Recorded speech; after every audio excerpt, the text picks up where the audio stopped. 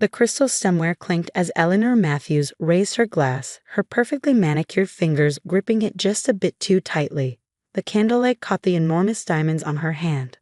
A reminder, as if anyone needed one, of the Matthews family's wealth and status.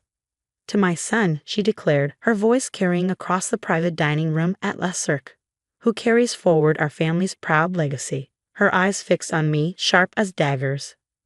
"Despite certain complications. My name is Sarah Matthews, though according to my mother-in-law, I'll never truly be a Matthews. After 5 years of marriage to her son James, I'm still the secretary who got lucky." If only she knew that while she was planning this elaborate anniversary dinner to remind me of my place, I had been in my office, closing a deal that would save the very legacy she was so proud of. "Mother," James said, a warning note in his voice. "Not tonight." Eleanor waved her hand dismissively. "Oh, don't be so sensitive, darling. We're all family here." Her smile didn't reach her eyes, though some of us understand the weight of that name better than others. I took a sip of my wine, letting the expensive vintage roll across my tongue. 5 years ago, her words would have cut deep.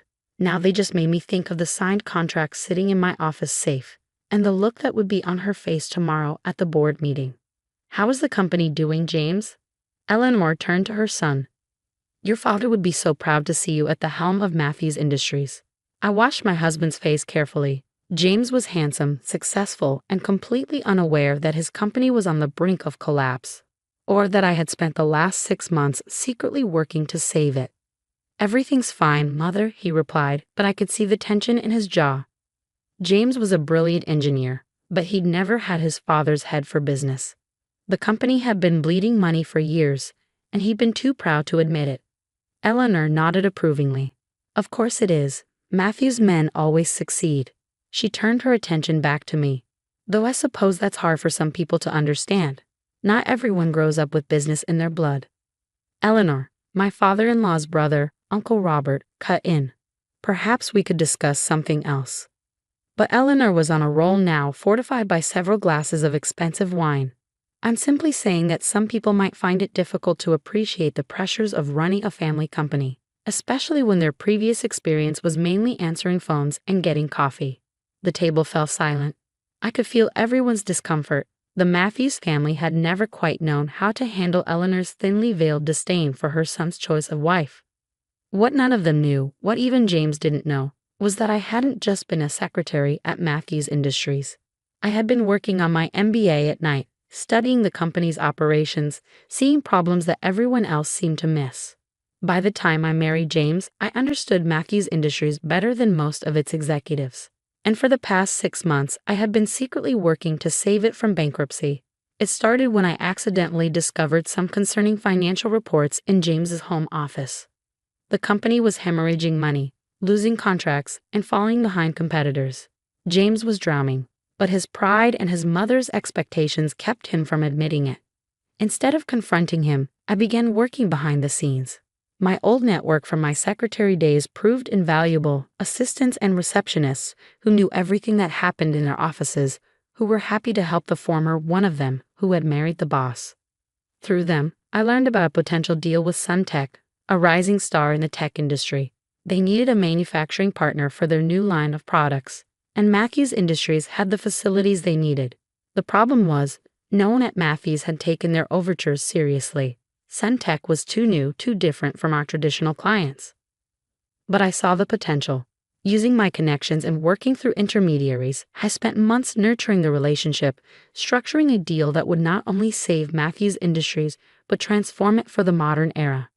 This morning, I had finally closed the deal, $50 million upfront, with the potential for billions in ongoing contracts. Tomorrow at the board meeting, when Suntech's CEO announced the partnership, everything would change. "Sarah?" James's voice pulled me back to the present. "You're very quiet tonight." I smiled at my husband, reaching for his hand under the table. "Just thinking about tomorrow's board meeting." Eleanor's eyebrows rose. "Oh, do you attend those now?" "How progressive of you, James." "Sarah's insight is valuable," James defended, though I could hear the slight uncertainty in his voice. Even after 5 years, his mother's disapproval could still shake his confidence. "I'm sure it is," Eleanor said, her voice dripping with condescension. "Tell me, Sarah, what insights could you possibly offer about running a company that's been in our family for 3 generations?" I met her gaze steadily. "Sometimes a fresh perspective is exactly what a company needs, Eleanor." She laughed, the sound sharp and dismissive. "Fresh perspective? My dear, you wouldn't know the first thing about running a business of this magnitude. This isn't like organizing an office Christmas party." I felt James tense beside me, but I squeezed his hand, silently asking him to let it go. Tomorrow would bring enough drama without adding to it tonight. "Perhaps you're right," I said smoothly, raising my glass. "To the Matthews legacy." Eleanor smiled triumphantly, clearly taking my response as submission. As she noticed the slight curve of my lips, the quiet confidence in my eyes, she dismissed it as the wishful thinking of a social climber who had married above her station. The rest of the dinner passed in a blur of subtle jabs and backhanded compliments. Eleanor held court, reminiscing about the glory days of Matthews Industries, when her husband William had turned it into one of the largest manufacturing companies in the country. "Your father had such vision," she told James. "He could spot an opportunity a mile away. That's the Matthews instinct, something that can't be learned in some community college course." Another pointed look in my direction. I thought about the contracts in my office, about the months of careful negotiation, about the future I had secured for the company while they were all clinging to the past. Tomorrow couldn't come soon enough. After dinner, as we waited for the valet to bring our car, James pulled me close. "I'm sorry about Mother," he said softly. "You know how she gets." "It's fine," I assured him, straightening his tie. "Nothing she says matters." He studied my face. "You seem different lately. More confident. Like you know something the rest of us don't." I smiled, thinking of the board meeting tomorrow. "Maybe I do. Care to share?" "All in good time," I said, kissing him lightly. "Just promise me you'll be at the board meeting tomorrow. Don't let anything keep you away." He looked puzzled but nodded. "Of course. Though I don't know why it's so important. It's just another quarterly review." If he noticed my slight smile, he didn't mention it. That night, as James slept beside me, I stayed awake, reviewing the events that had led to this moment. I thought about my first day at Matthews Industries, a fresh-faced secretary with an MBA dream. How Eleanor had walked past my desk every morning without so much as a glance in my direction. How James had been different, actually seeing me, appreciating my insights, falling in love with me despite his mother's opposition. I thought about the day I discovered how bad things really were at the company. The shock of seeing the true financial statements, the realization that the company's proud legacy was about to come crashing down. The decision to act, to save not just the company but my husband from the weight of failure. Tomorrow would change everything. The question was, would they be ready for it? My phone buzzed softly. A text from Angela, Suntex CEO. "Everything set for tomorrow. Can't wait to see their faces." I smiled in the darkness. Angela had become more than just a business partner over the months of negotiation. She understood what it was like to be underestimated, to have to prove yourself in a world that had already decided what you were worth. "Get ready for a show," I texted back. The Matthews Industries boardroom was impressive by design. 40 stories up, with floor-to-ceiling windows overlooking the city. It was meant to intimidate. The massive mahogany table, the leather chairs, the portraits of past CEOs lining the walls. Everything screamed old money, established power. I arrived early, watching the morning sun paint the city gold. The contracts were safely stored in my briefcase, along with a presentation that would change everything. James had already left for his usual morning meetings, completely unaware of what was coming. Eleanor arrived exactly 10 minutes before the meeting was scheduled to begin, wearing her trademark channel suit and an expression of barely concealed disdain when she saw me. "Sarah, don't tell me you're actually staying for the board meeting." She made it sound like I was planning to crash a private club. "Of course," I replied calmly. "I wouldn't miss it." She sighed dramatically.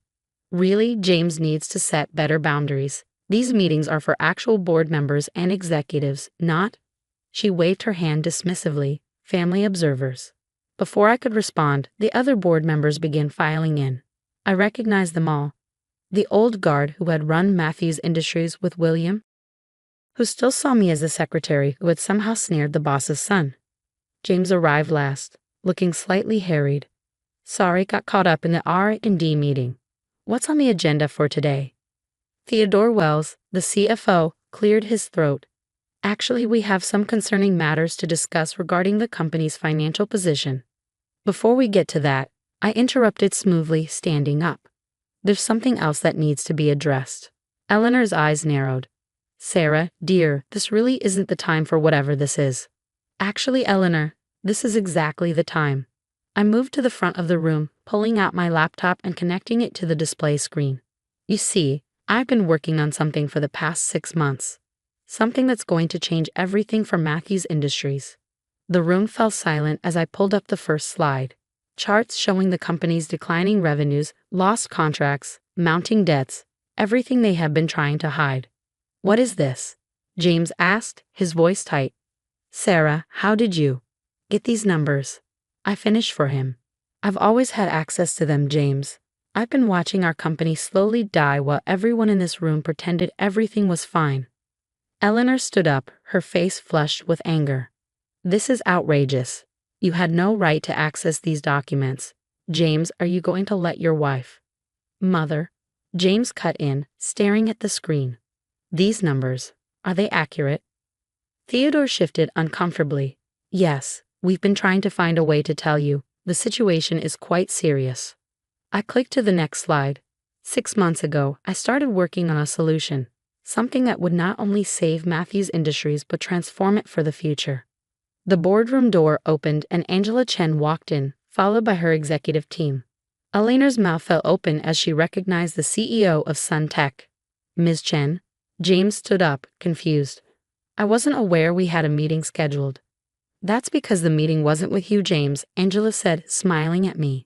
It was with Sarah. I pulled out the contracts from my briefcase. Ladies and gentlemen, I'm pleased to announce that Matthews Industries has just entered into a historic partnership with Sun Tech, a $50 million immediate investment with projected contracts worth billions over the next decade. The room erupted in chaos, board members talking over each other, James staring at me in shock, Eleanor looking like she might faint. This is impossible, Eleanor finally managed. You're just a secretary. You couldn't possibly. Actually, Angela interrupted. Sarah has proven to be one of the most brilliant strategists I've ever worked with. She saw the potential for this partnership months ago, when everyone else was too caught up in the past to see the future. I distributed copies of the contracts. The deal is already signed. Sun Tech gets the manufacturing capability they need, and Matthews Industries gets the innovation and capital it desperately needs. A perfect partnership. James was reading through the contract, his expression a mix of amazement and something else. Pride, maybe. Sarah, this is incredible. But why didn't you tell me? I moved to stand beside him. Because you needed to be protected. If the deal hadn't worked out, if I had failed, no one would have known how close we came to losing everything. Your reputation would have been safe. Protected. Eleanor scoffed, though her voice wavered. You went behind everyone's back, made decisions about our family company. I saved our family company, I corrected her firmly. While you were also busy protecting the Matthews legacy, you nearly destroyed it. Sometimes it takes an outsider to see what the insiders are too close to notice. The board members were murmuring amongst themselves, reviewing the contracts with growing excitement. The terms were excellent. I had negotiated from a position of knowledge rather than desperation, creating a deal that would benefit both companies. Angela stepped forward. I'd like to make another announcement. Given Sarah's extraordinary work on this deal and her clear vision for the future, Sun Tech would like to recommend her for a position on the Matthews Industries board. Eleanor made a choking sound. This is absurd. She's not qualified.